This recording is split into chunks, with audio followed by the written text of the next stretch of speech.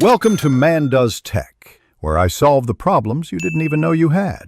In this video, I will explain how to get easy emeralds from villagers. To start, understand that villagers are your primary source for emeralds through trading. Different villager professions offer unique trades, allowing you to convert common items into valuable emeralds. This method is highly efficient and can be automated, providing a steady income of currency for your adventures. We will explore the best professions for maximum profit. Librarians are arguably the most profitable villagers for emeralds. They will trade 1 emerald for 24 pieces of paper, which is easily farmable from sugar cane. Additionally, librarians will buy enchanted books for a significant number of emeralds, especially rare enchantments. Setting up an automatic sugar cane farm can provide an endless supply of paper for these lucrative trades.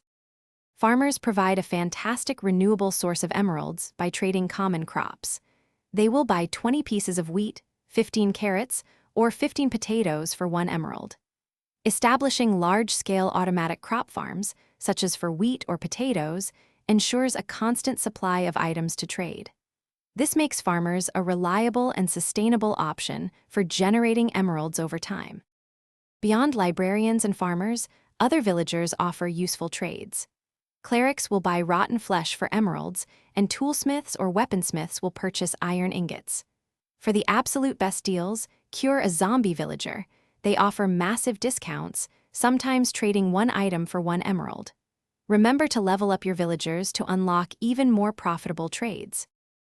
Thanks for watching. If you found this helpful, don't forget to like and subscribe.